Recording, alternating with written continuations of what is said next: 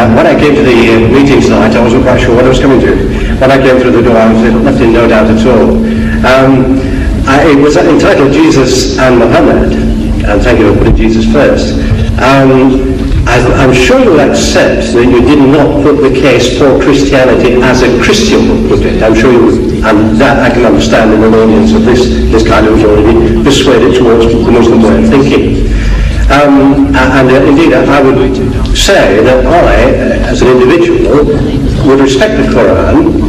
I'm afraid you did not respect my holy book, which is the Bible, in quite the same way. In fact, I'm a teacher, and in my classroom, I've got a television which is fixed to the wall, and on the top of the television there's just room to put the Quran, because I respect, I've got Muslim children in my school, and I know you respect your book, and I put it in the highest place.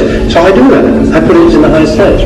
Now, what I'm saying to you is this: you do not really given, in my opinion anyway, the Christian loving and forgiving, these are the two essential things, although you denigrate forgiveness for some reason, as highly as I would. But more than that, perhaps you answer this point.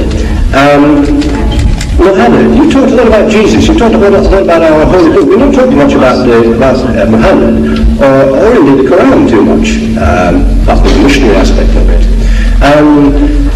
Could you tell me how you can believe, and indeed anybody in this room can believe, in one man who couldn't read, couldn't write, indeed could get his followers by bloodshed through war, how you can believe that man was a follower of God, let alone a prophet of God, and to accept all his teachings as you do so glibly, and yet reject Christianity and the holy book of Christianity so easily as well?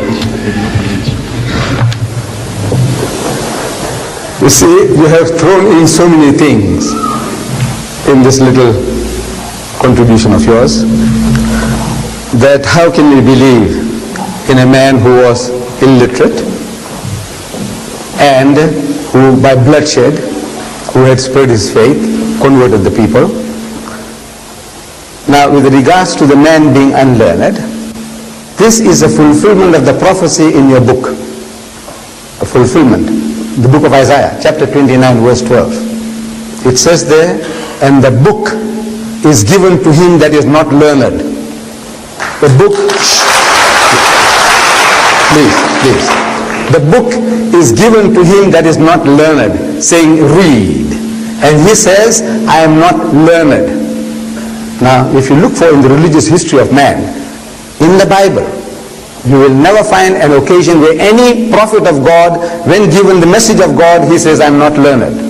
But if you read any biography of Muhammad, any written by Muslims or non-Muslims, they will tell you that the first revelation that was given to him in Ghar Hira, the Mount of Hira, when the angel of God comes to him and commands him in his mother tongue, he says, Iqra, read.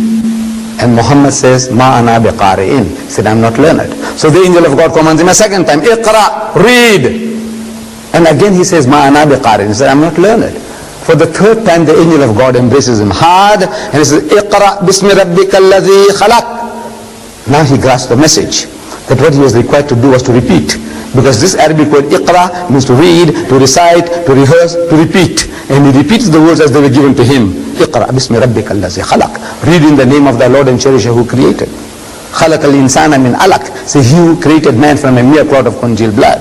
Iqra wa rabbuka al-akram. So read and thy Lord is most bountiful.